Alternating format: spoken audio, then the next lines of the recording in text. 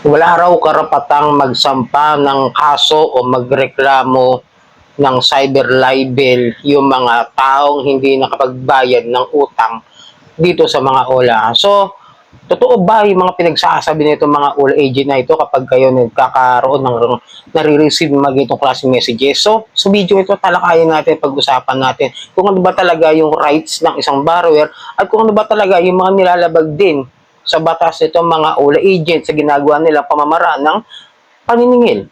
So bago lahat, maglalamping po muna ako sa inyo na pakipollow po ang aking Facebook at ang aking YouTube.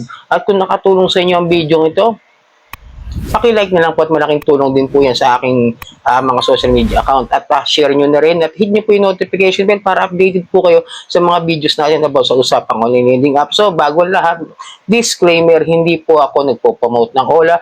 Hindi po ako naghihikayat na mangutang kayo sa mga OLA. Hindi po ito sponsored at hindi po ako OLA agent para mangutang kayo at subukan yung mga OLA. Uulitin ko, sinusubukan ko mismo as for my personal usage para may ma-share ako sa inyo. May legit, real, shared experience kung ano ba yung masasabi ko doon sa mga nire-review kong OLA para magkaroon kayo ng mga tamang expectations kung ano ba yung mga proseso nila at kung ano ba yung prosesong ginagawa nila sa mga pagpapautang at paniningil.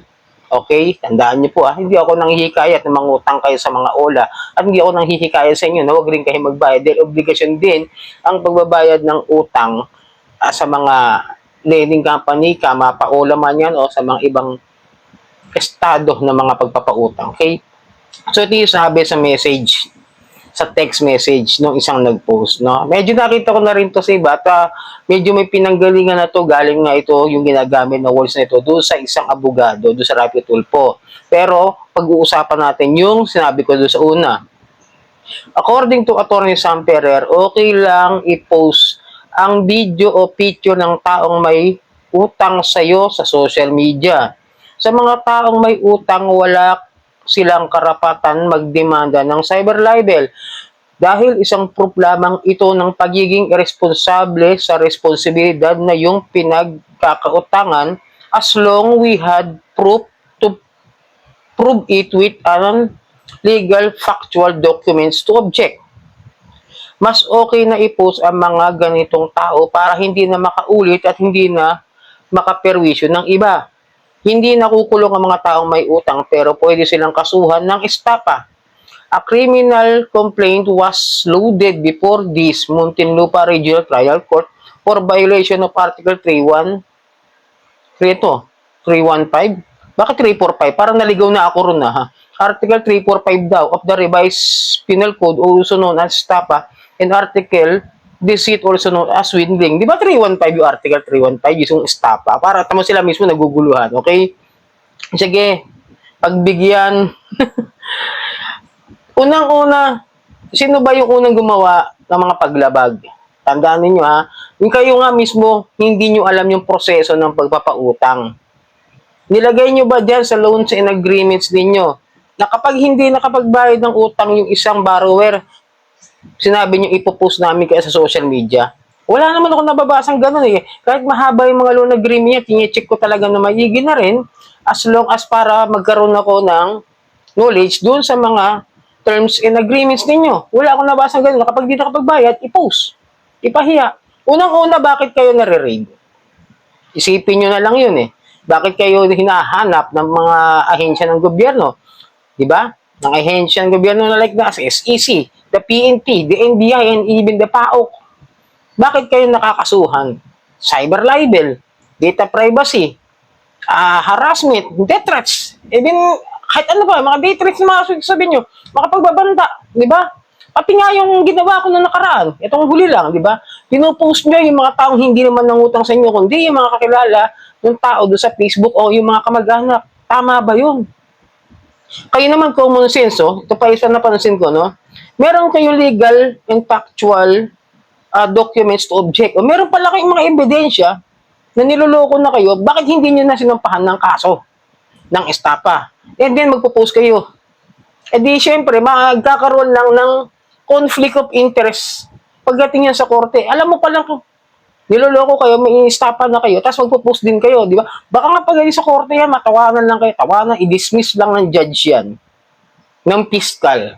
Totoo lang na hindi ako abogado, kaya sabi ko lang, maaaring yun maging sagot sa inyo i-dismiss kasi alam nyo pala ni estafa kayo, tapos kayo naman gumawa rin kayo ng mali.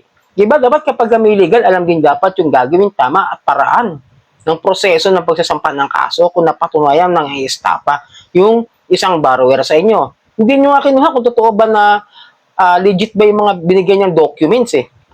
Dahil ipopost nyo lang porque di nakapagbayad. Paano makakapagbayad? Wala pang 7 days. Siningil nyo niya, hinaras nyo na. Pinost nyo na. Ako naranasan ko yun, yung pinost ako. Wala naman akong utang doon sa isang recent na ula. Diba?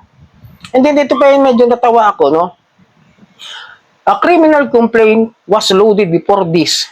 Biruin mo, nagsampa na kayo ng kaso pala. Pagkatapos gagawin nyo pa yung maliring pamamaraan ng paninigal. Imbis na baniwala sa inyo yung korte, tatawanan lang kayo. O, nagsampa na pala kayo ng kaso, bakit magagawa pa kayo ng illegalities? Alam naman na bawal yan. Alam niyo naman na may unfair debt collection practices sa SEC. Diba? Bawal yung magpanggap. Bawal yung harasin. Bawal kayong tumawag sa oras ng alas 6 hanggang alas 10 ng gabi.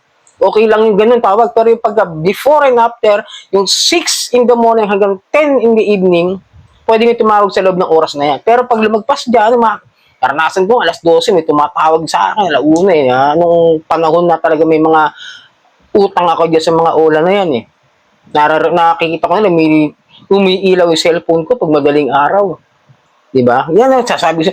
Hindi naman po, hindi po kayo sabihin na hindi nyo alam yan. Alam nyo, kaya nga yun yung ginagawa ninyo eh.